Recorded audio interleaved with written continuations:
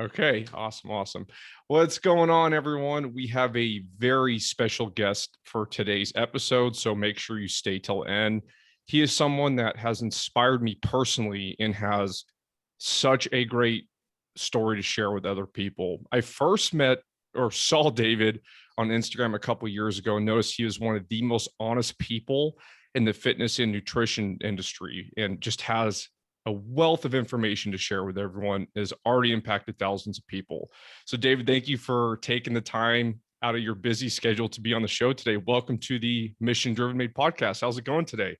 Man, it's going great, and thanks for having me. And it's a very nice intro. I really appreciate that.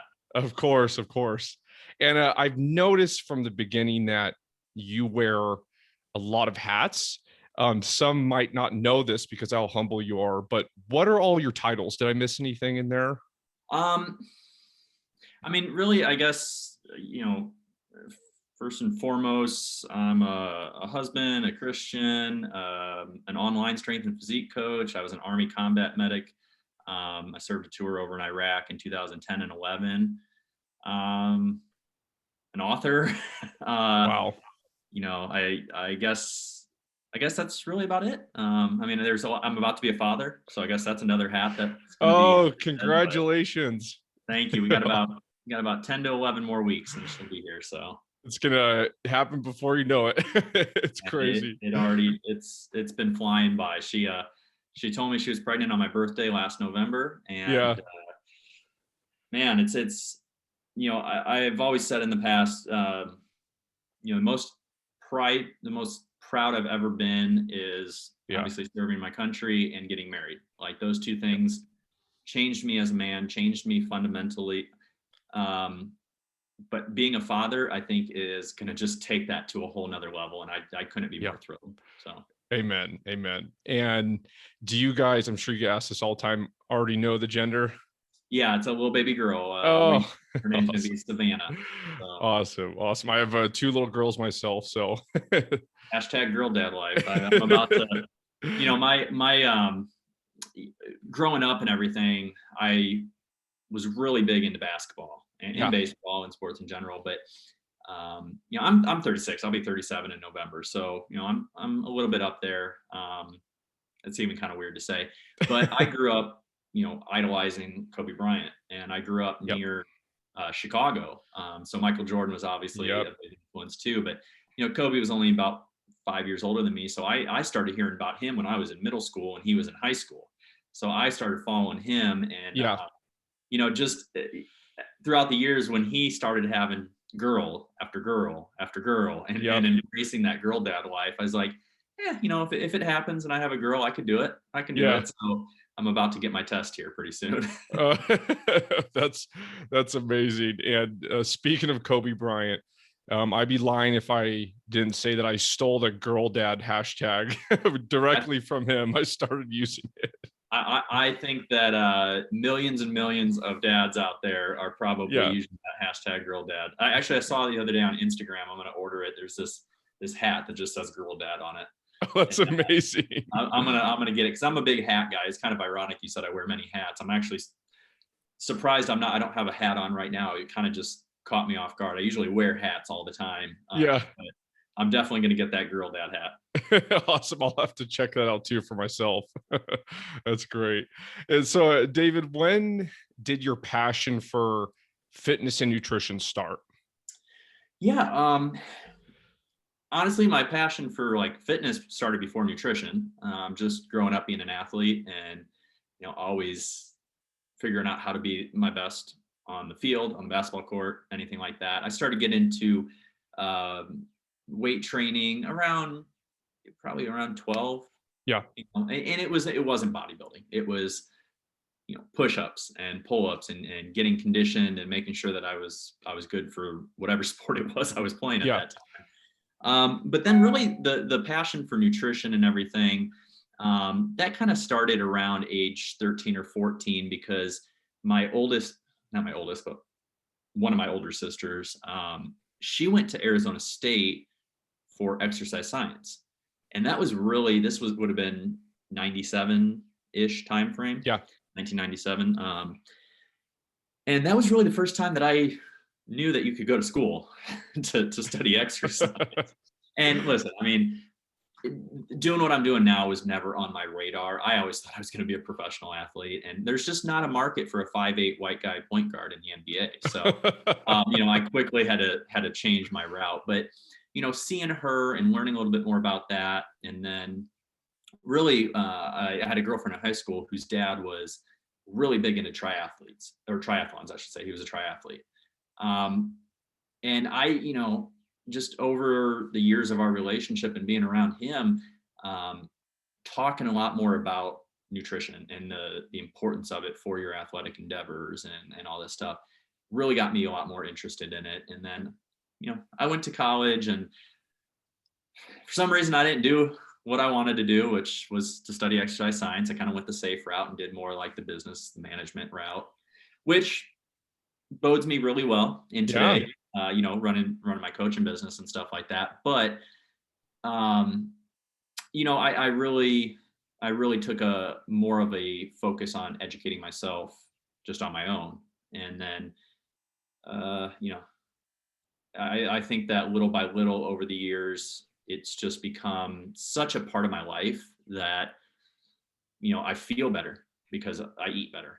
I feel better because I work out, and I've seen the difference. And then I'm sure we'll probably get into it. I obviously had my own issues later on, with my eating disorder and exercise compulsion and stuff like that. But, I learned from an early age that nutrition was such a vital part of our existence. And it's just something that's always fascinated me. Yeah. So during that process, when you started going to college and realizing it was for the wrong degree at the time, is Yeah. that when you knew you weren't just passionate about all this, but wanted to actually do it as a career later on? So yes and no. I always kind of envisioned myself becoming a athletic trainer, Yeah. right? Like I thought maybe an athletic trainer for like a college team, professional team, something like that. The more I kind of learned about it, the more I kind of got turned off. Yeah. That seems to happen a Also, lot. I had a lot of great friends, close friends that played sports in college, and just seeing that, most of them don't really enjoy going and training. I just didn't want to be Yeah. around that, and to get up to the professional level, there's a lot of time that goes into that. There's a lot of connections that go into that. And I just realized that, that probably wasn't what was going to align with what would make me the happiest. I mean, yes, on one sense, I'd be around athletes because that's what I wanted to, be. I want to be a professional athlete and all that stuff. But the politics, I guess, behind it wasn't really for me. So I started thinking, okay, maybe I'll just go the personal training route, right? And so like when I got out of college, when I graduated in 2007, I moved down to St. Pete, Florida, and I took my first real job at Home Shopping Network. Nice. I was an electronics buying assistant. So basically, I was in charge of helping bring all the electronics into house that were going to be sold on Home Shopping Network: computers, phones, you name it, right? I was good at it. It was a great job, really great potential, but I hated it. And so that's where I made the decision, okay, I'm going to get my personal training certifications. So I got my ACSM. I went out to San Diego and got my CrossFit certification, which I don't do CrossFit anymore, but it was back in 2008, right when CrossFit was taken off. Yeah. So that's kind of where I decided, all right, you know what? I've put off what I wanted to do for so long. I'm going to dive into it, and I'm going to make it happen. I'm going to make it work, no matter what. So, I did that. I quit my Home Shopping Network job. I focused on personal training, and, it was going good for a little while. And then I don't know how old your audience is or who's going to remember this, but back in 2008, going into 2009, we had a pretty big economic bust here in the US. And nobody was paying for personal training anymore. At least not in my area. So that's where I really started giving thought about, okay, this is an opportunity, right? This is a bad situation, but this is an opportunity. How am I going to take advantage of this? That's when I started looking into the military. Now, I have a family history of a lot of people serving in the military in various branches, but it was never something that, up until that point, I had really thought about for myself.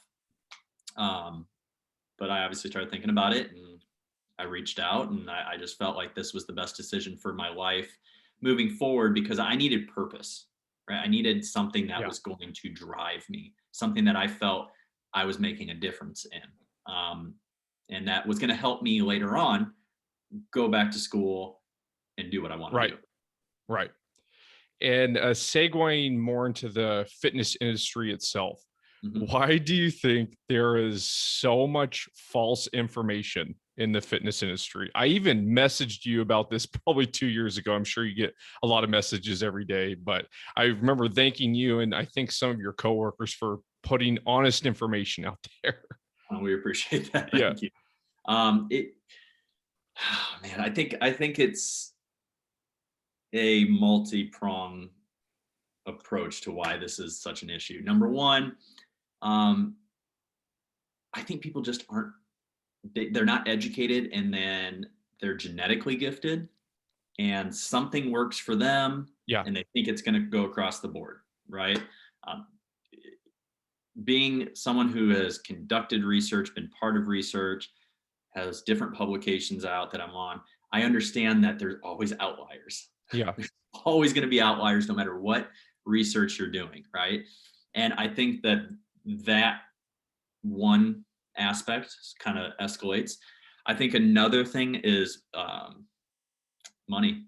I think that Yeah. there's, we can't beat around the bush. There's a lot of people out there that market stuff or create issues so that their product or their way of training or their information can correct it, right?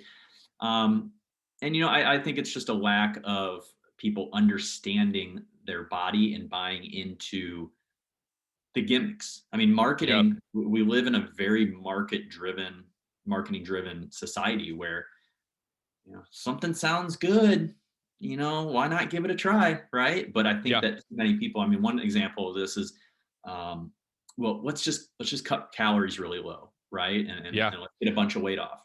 Okay, great. Who doesn't want to do that, right? Who doesn't want? What about after? Right? What's Yep. going to happen after? Nobody tells you about the binging episodes you might have. Nobody tells you about how you're going to, I don't want to say wreck your metabolism, because your metabolism's not broke, but how much of a inefficient position you're going to put your metabolism in after, and what kind of lifestyle habits are you going to create along the way, right? Yeah. Everybody wants everything right now, and that is not the way the human body works. The instant gratification, right?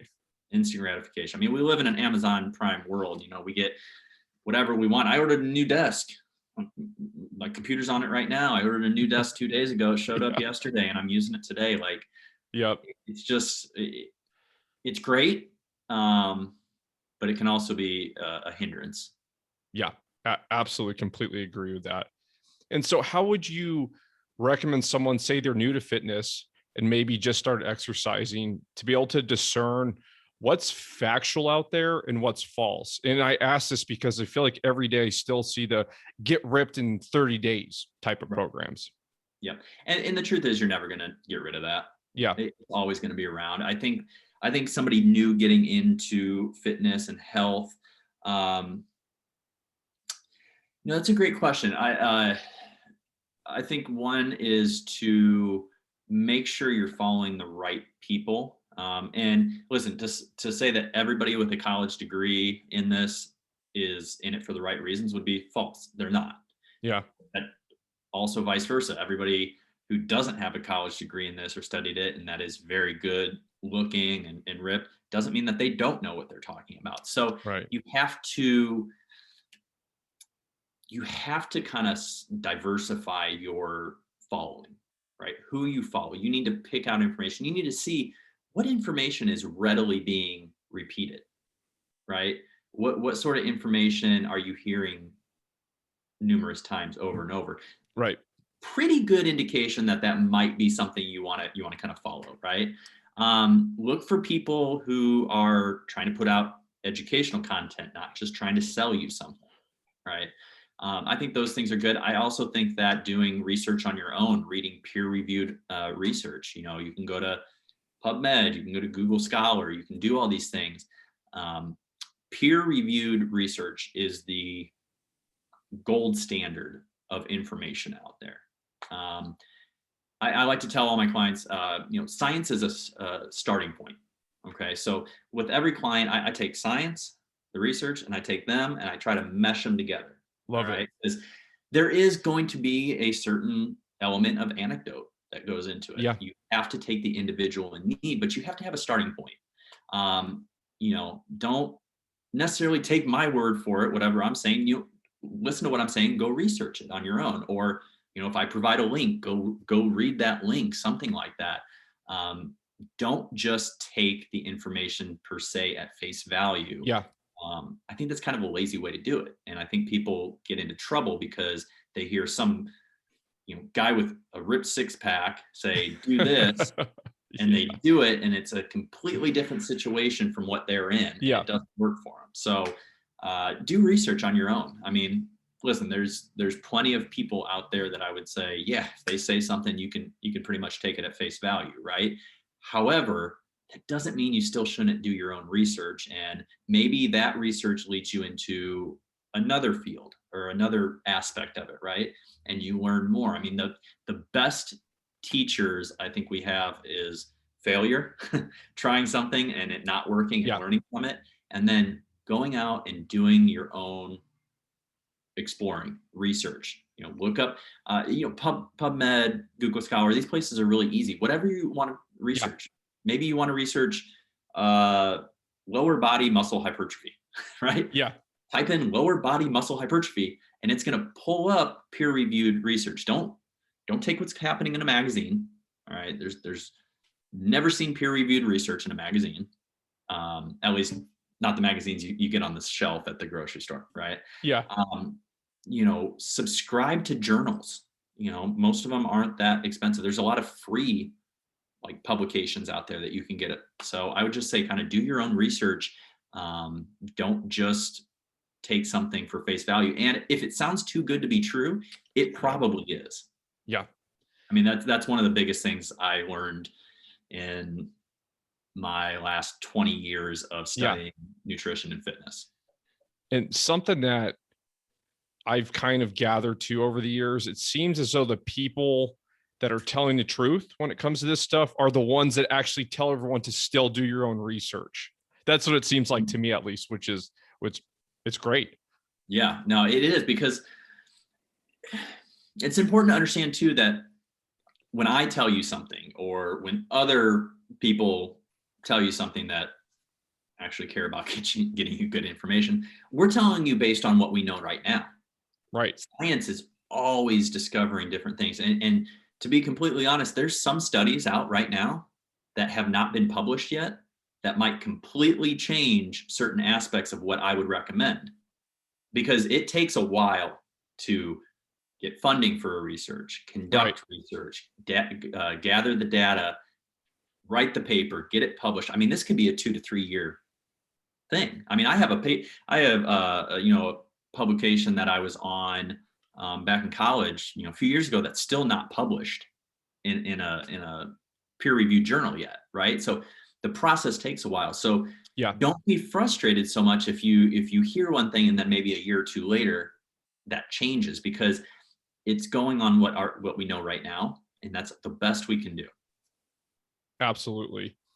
And kind of back to the other side of the coin, for someone looking to get into the industry, I know the turnover rate is about 80 to 90% within the first year or two for trainers. So what would you recommend to people looking to get into this field full time and then ultimately be successful with it?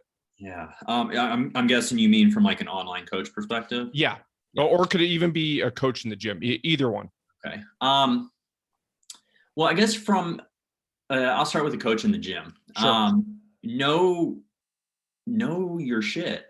Like, I can't put it any more plain and simple. Like, you have to know anatomy, you have to know physiology, you have to know biomechanics. All that stuff should be a given, right? Also, really, really learn communication skills.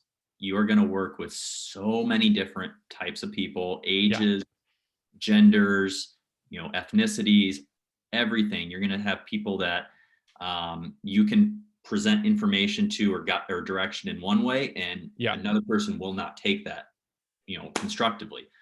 So you have to, as much as you have to know the body, you have to know Yeah. biomechanics, you need to know anatomy and physiology, you need to know how to communicate with people. Because I would say that even, as an online coach, obviously, the majority of my skill set as a coach is learning how to decipher the information and present it to you in a way that you're going to grasp it and understand it, and that we can move forward. And also understanding what makes you tick and what makes you shut off, right? Because the best laid plan on paper Yeah. isn't going to work if you can't communicate it to somebody and explain to them why this is going to help you. Yeah. What sort of changes do we need to make? And so as an online coach, I think obviously communication is also another thing. Understand metabolism.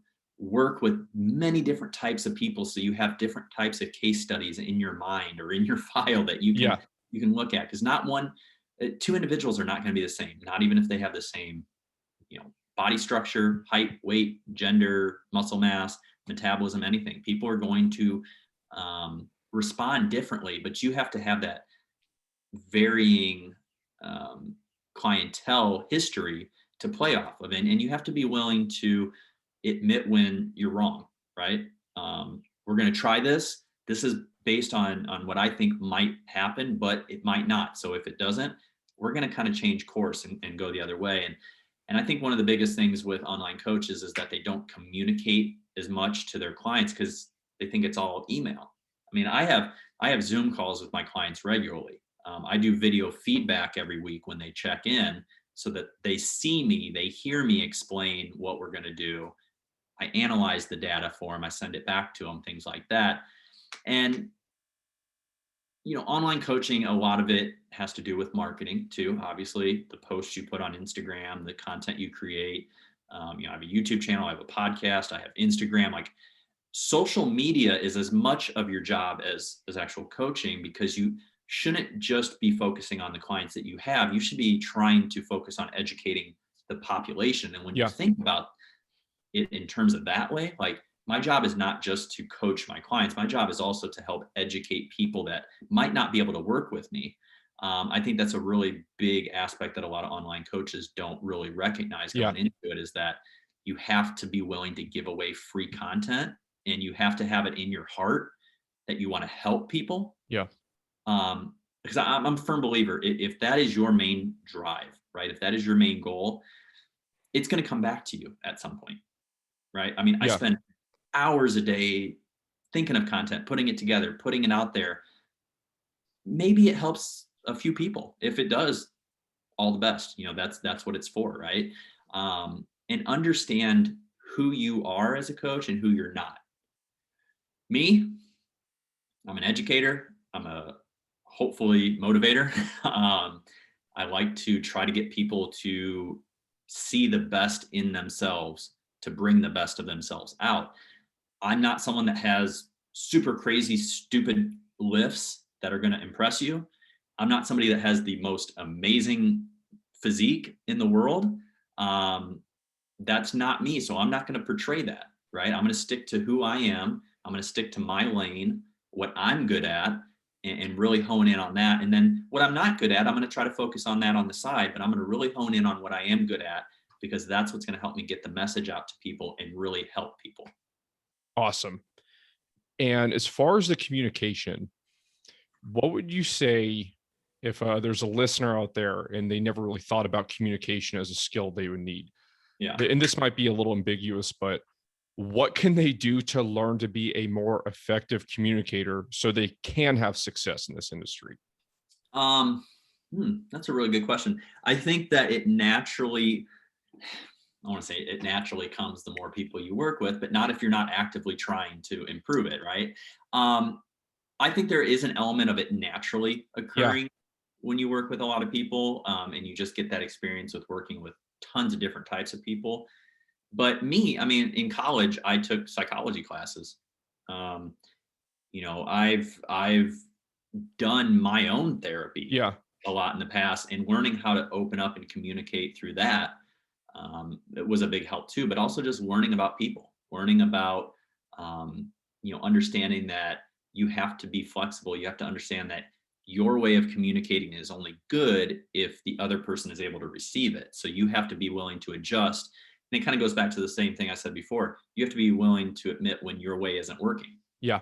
Right? But for me, naturally, I've always been, my parents are great communicators. Like I grew up in a household of, business minded people who, my mom was a real estate agent. My dad has owned many different businesses and stuff and been salesmen. And so I learned from an early age how to communicate pretty well. But that's not to say that when I didn't start working with clients that I didn't have more to learn, because I did. Yeah. But it's something that if you really want to do and you really have the mindset where, okay, I'm going to learn how this person receives communication. If you have that in your mind to try to make that your goal, you're going to be successful because you're going to learn, okay, this person, I may have to be a little bit softer on, right? I may have to change my approach a little bit. This person might need a kick in the ass, right? They might thrive by being like, dude, you're messing up. Like you need to do this. This is what's going on. And you learn about that. No approach is perfect. The only perfect approach is if you can match your communication delivery with their communication acceptance. Awesome. And so a good takeaway, it sounds like, is knowing that we should always be learning and growing in the aspect of communication, and knowing we're going to have a lot of different, clients that might need communication in a different way. Absolutely. Absolutely. Awesome. And there's a lot of great people, a lot of great things on YouTube to help you. We live in a great era now where social media can be used for good or for bad. And it's, when I was growing up, we didn't have social media. I can still remember when I made my first AOL account, my first Instant Messenger account. And I can remember having like 14 boxes up at a time, having different conversations with my friends. YouTube wasn't around back in the late 90s, early 2000s when I was, kind of in my teenage years and getting into college and stuff. But nowadays, I mean, there's so many people putting out great content when it comes to anything. The big thing is deciphering what is the good content and what is the bad content. Yeah, absolutely. And so this part of the show, really excited for. I'm going to ask you questions more specific to you. So I'm really looking forward to hearing your answers with this. So one of the most impressive things in your background, in my opinion, is being a former combat medic. I don't think people understand how rigorous and stressful it is to become a medic. Can you kind of unpack what it was like going through the training to become a combat medic? Yeah. And you know what? I'll be honest. Sometimes I look back and I'm like, how the hell did I do it? Because I am someone that does suffer from from anxiety issues. So you can imagine going through a very stressful experience, like training to be a medic can be very anxiety driven. And it was. I mean, I think the good thing for me was that I was in a situation where everybody had the same goal. So we drove each other, right? Like we kept pushing each other and everything, but there's a lot of pressure. I mean, you take away basic training. When you get out of basic training, then you go to medic training or whatever MOS is going to be. Mine was obviously medic. So you get there, and not only do you still have like your normal army stuff you got to do, but on top of it, you have to jam like a year and a half worth of training into about 16 weeks. So it was just nonstop classroom studying, out in the field doing stuff. And it's the pressure, the pressure was that, I mean, we had to learn like medication dosages. We had to learn anatomy and physiology. We had to learn different types of procedures and stuff like that, all in this short amount of time. And then like you get out of being in class 8 hours of the day or whatever, and then you have more army responsibilities, plus you have to study, plus you have duties you have to do, and then you have to get up. It's like you really learn time management very well, and you learn how to that's where I really learned how to study the best, because I could not waste a minute, right? And that's where stuff, it didn't come easy to me. School does not come the easiest to me. But there was a lot of pressure. I mean, we had to take exams, and if you failed an exam, you got recycled to the next class. You had to start all over again. So there's a lot of pressure on that. Not to mention, I mean, it's not like school where you've got these nice, helpful teachers, right? Like Right. Right. you've got sergeants, you've got staff sergeants, you've got all these guys that are I don't want to say breathing down your neck, but like they're putting the pressure on you, right? And it's succeed or get out. And I guess looking back on it, I thought that would be one of those instances where I would not excel as well. But I think that I actually, being in those types of situations where the pressure's on you more, that is actually where I excel more. But a lot of sleepless nights, a lot of stress, worrying about, did I study enough for this? Am I going to pass the written part of this exam? Am I going to pass this hands-on practical exam? And then some of the final parts of our training were, you had to do like stress tests and things like that, where, I mean, we'd be out in the field. We were out in the field for like 2 weeks, and this was November time. Is actually over my birthday. I spent my birthday out there. But sleepless nights, running through missions and drills and stuff throughout the night. You know, having to run a certain distance, march, ruck a certain distance, and then do medical examination under stressful conditions, like out in the field. Just a lot of stuff like that, man. It was a real big test on our nerves, a lot of big test on, could we think straight on a moment's notice? Could we handle the pressure of a situation? Because the one thing I'll say is that they did a great job of trying to mimic what it might be like out there on Right. the battlefield, the best they could. I mean, I don't know how much I should get into this, but I mean, there was a kind of the last, if I remember right, I think it's kind of the last aspect of this test, this training, is we went into a big tent. There was dark, smoke going, loud noise blasting over the speakers, strobe lights going, like things that are supposed to throw you all off. You could barely see.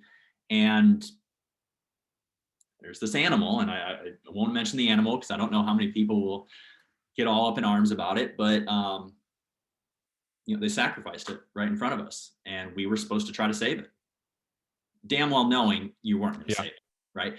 But that's another thing, is they taught you how to deal with the fact that you might not be able to save everybody, right?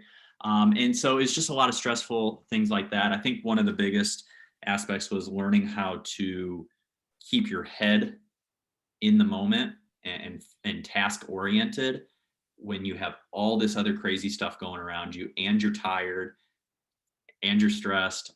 It was quite an adventure. Looking back on it, like, it was fun. It was fun. I have to admit, as much as it probably caused me so much anxiety, it was really fun because I learned a lot about myself. I learned about things that I need to get better at. I learned about things that I didn't know I was good at until I was actually forced to be in that position. And so it helped give me a completely different outlook, not only on being a medic, but just being in my life in general. You describe me going through medic school. It's giving me anxiety. It's been a lifetime since I was in paramedic school, but everything just kind of came back to me as you're describing all that. So great answer. So I'm glad you're very open and honest. There's a lot of times I miss it. Like I miss the structure. I miss the uniform. I miss the camaraderie. There's a lot of things when I got out for the first few years after I got out of the military where I was really, really annoyed with society, and I still am. I do not tolerate some of the things that people bitch about. Like, I'm like, really, you have no idea. No idea. But as the years have gone on, I've kind of kind of relaxed a little bit and realized, you know what? I'm glad in a way that 99% of the population doesn't have to experience what I Yeah, chose to experience. great And I think point. it's really important to remember is I chose it, right? It was wartime, 2009. I mean, we were right in the middle of the Iraq war. Like I chose to go in and serve in a wartime. Nobody drafted me, so anything that might have pissed me off about it or, Yeah, changed me in a way that I wasn't wanting to be changed, I have to own all that. I made the choice and I would do it again in a second. No matter, even with all the stuff I talk about in the book, all the issues I had, there's not a single thing I would change. I would go back in yeah, a second. Not now absolutely. because I have a Yeah. wife, family, but if I had to Yeah, go to it all over again, got you. actually, I kind of joke with my wife sometimes. I'm like, why don't I go back in as an officer? And, we do that. She's like, no, Now with a baby on the way, right? no, no. So let's talk about your book a little bit. Okay. So you are a best-selling author now and wrote a book called A Shell of Myself, which I told you offline I bought a week ago. I couldn't put it down. I It was appreciate that. so honest, transparent, and kind of in a way, I feel like it's going to help people know that they're not the only ones going through things. Mhm. That's kind of, what it did to me. So by you sharing that story, I can't even imagine how many people it's impacted.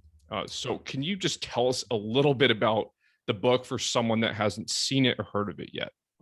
Yeah, and thank you for all that. I appreciate it. I mean, that's the whole goal was to just, I mean, it was a lot of work to put into. It was a big process, and I said, you know what, if this can help one person, it's worth it all. So a shell of myself is basically my life story.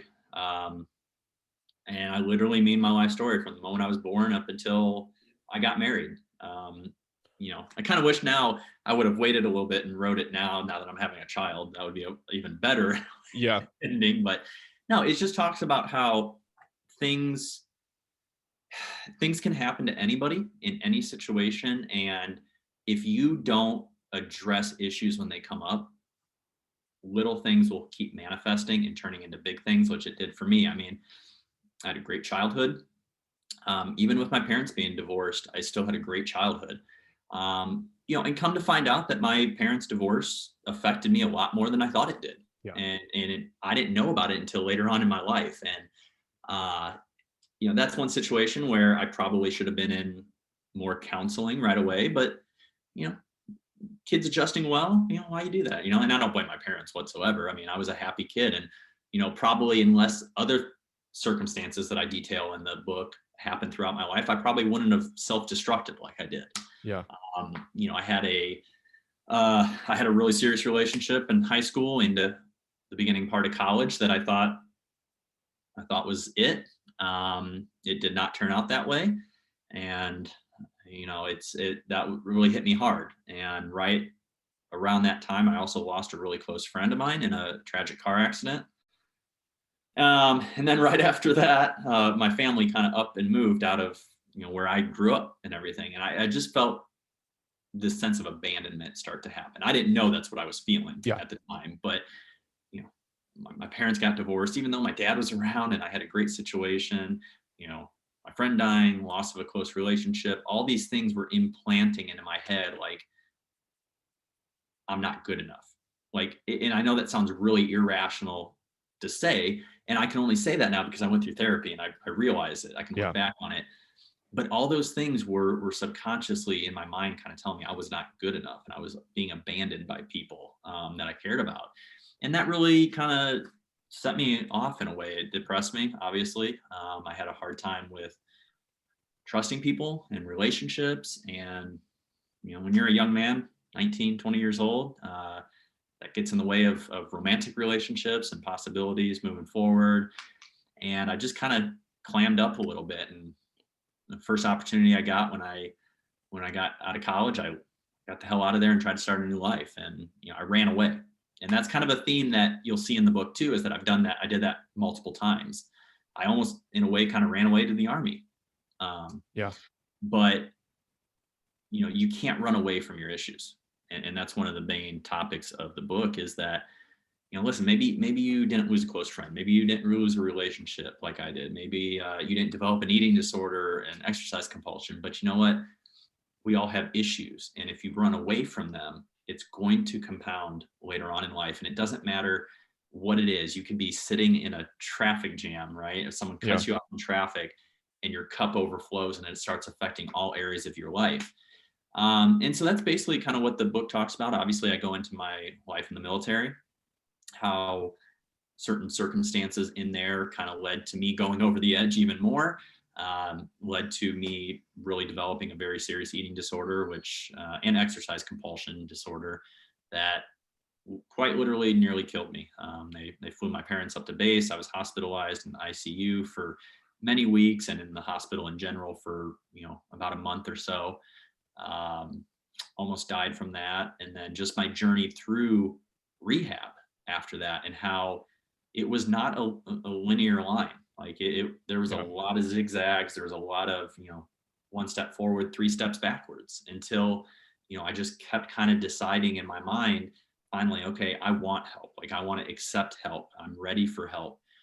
And that's something that's really important for people to understand in the book, is that somebody can't want help for you, right? Like, you're going to have loved ones, you're going to have family, you're going to have friends that want you to get better. But unless you make that decision, it's not going to happen. Right. And especially being an adult, like nobody's going to force me to do shit. Right. Like if I don't want it, it's not going to happen. And it finally took multiple failed attempts at rehab. And when I say failed, meaning I did just enough to get out, and then I went back to my old ways, until I finally just was sitting there one day on my back porch with my dog, drinking myself crazy, smoking, and just being like, I don't want to die. And that's not an exaggeration. I probably should have died already to that point. But it kind of gave me this eye-opening experience. Like, listen, I don't know why I'm here. I don't know why I made it. I mean, there's no possible way I should have made it out of that hospital, but I did. And I started thinking about things different. It's like, okay, even though I don't know necessarily why I'm here, I know I'm here for a purpose, and I want to make something of my life. I mean, I kind of went back in my head as far as, why did I get into training in the first place? Why did I go into the military in the first place? I wanted to help, right? I had that, I don't know if it's called civic mindset or whatever. Like, I want to help people, right? And so I'm like, I don't want to die. And so I reached out to my dad. We got a hold of the VA, got into more therapy. They got me into another very, very prominent rehab facility down here in Florida. And I was there for about 5 or 6 months. This is my second in-person rehab facility that I was in. I mean, the first one, it was like 4 or 5 months. This one was like 6 months. So I spent a lot of time in inpatient therapy. And that's where therapy really, really took to me. I got hooked up with a really great therapist in there. We started going through things. Of course, I was in denial of a lot of stuff, but I finally accepted therapy, and that's when progress started to happen. And then, after that, I kind of keep talking about the rocky road to recovery and how it's never a linear progression, but you just have to wake up with the mindset every day that, listen, today might be a good day, might be a bad day, but whatever it's going to do, I'm going to give it my best, and I'm going to do that every single day. And then eventually those bad days start to dwindle, and you start learning new skills. You learn more about yourself. You learn about what the root cause of your behaviors are. And that was a huge thing for me, is, I was blaming like an eating disorder and exercise compulsion. I have OCD also. It wasn't that. Those were manifestations of the deeper cause. And then obviously I go into going through grad school and really fulfilling what I feel is my calling, and then meeting my wife and getting married and stuff. So awesome. Yeah. Thanks for sharing all that. And I'm so excited to see how many people that this book affects. It was like nothing I ever read. The main type of books I read are kind of life stories like that. So I'm very thankful that you wrote that book. And thank you. Appreciate that. Is there something specific that inspired you to become an author? I mean, it's obvious you've been through a lot, but when were you Yeah. like, okay, I want to write about it? Yeah, it's something I've been wanting to do for a few years, and honestly, I kept putting it off. Yeah. And I don't know why I was putting it off, but now when I did write it, I know why. It's because my story wasn't where I wanted it to be yet. I Yeah. hadn't graduated with my master's yet.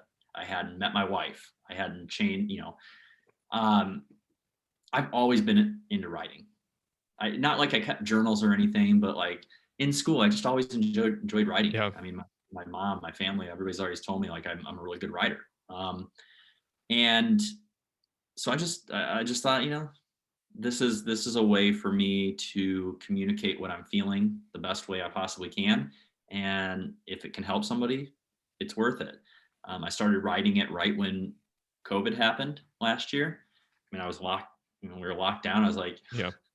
all right, there's no better sign than this, right? Like, Yeah. I can only do so much on the computer throughout the day with Yeah. work. I mean, I can't go to the gym. I can't go do all this stuff. So um, let's make it productive. Let's do Yeah. something that's going to help, because we didn't know how long the lockdown was going to be. We didn't know what was going to go on, but I thought that a lot of things that I wanted to say could probably help people through this Yes. situation too at the end, even if it only lasted 3 months.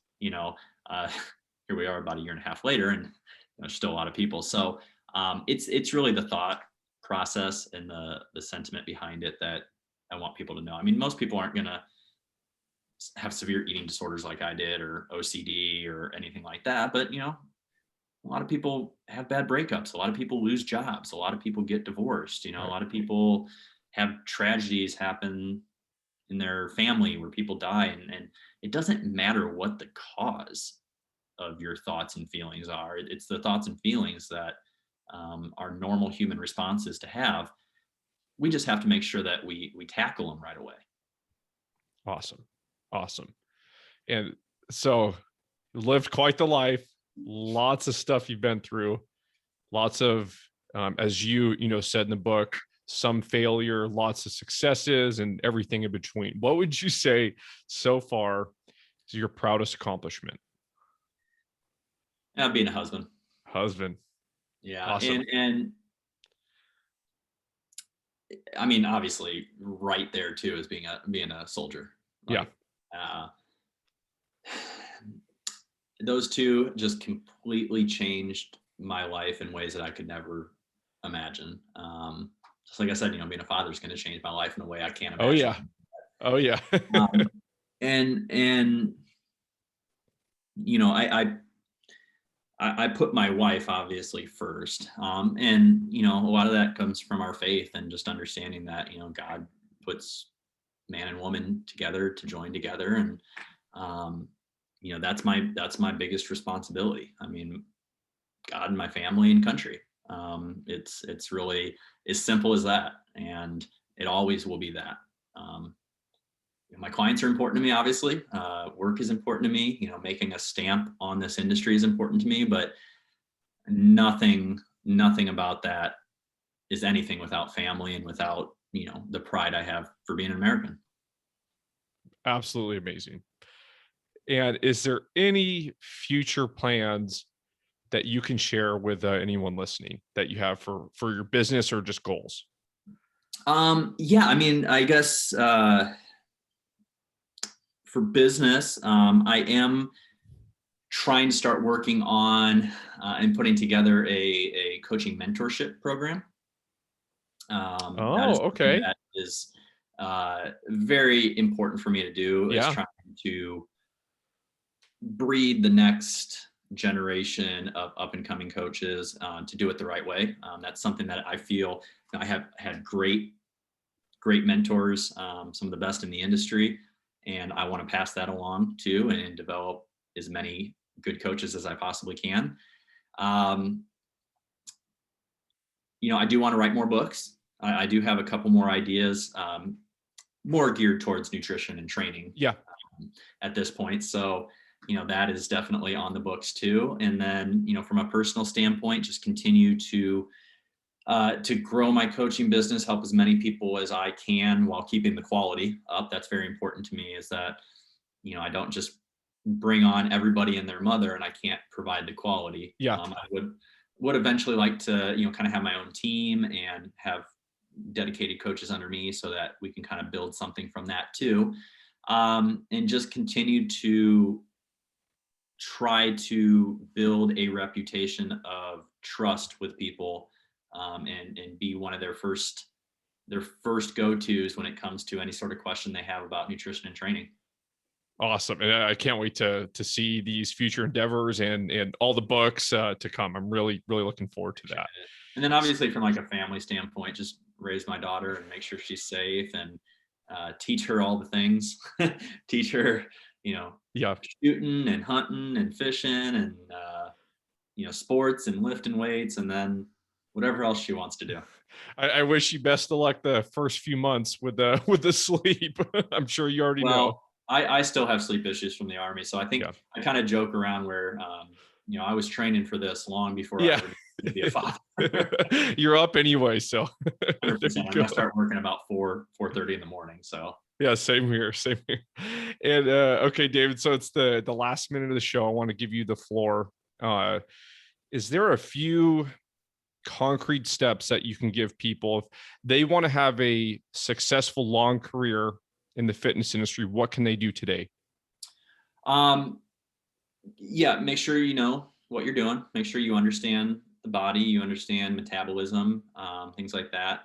I would say, develop your core values. Develop your mission statement and your core values. Stick to them. Don't waver. And be truthful, and know who you are and know who you aren't. Well, that's great. Social media following isn't everything. I mean, it's great to have, but don't sell yourself out. Yeah. Just get it. Awesome. Absolutely amazing. And where can people connect with you? I'm going to leave a link for everything in the show description, including your book. Oh, I appreciate that. So on Instagram, I'm very active on Instagram. It's at Mathas Fitness, Mathas Fitness. I have a YouTube channel, just David Mathas, just my name. I did start a new podcast recently. It's called the David Mathas Podcast. It's on iTunes and Spotify and stuff like that. And if you're interested, you could reach out to me, mathasfitness@gmail.com. I do coaching, and I also do, I do monthly coaching, and I also do consults and stuff too. So. Awesome. And thank you so much for taking your time to be on the show today. And thank you for being mission driven. It's my pleasure, man. I appreciate you having me on, and best of luck to you. Of course. Thank you so much.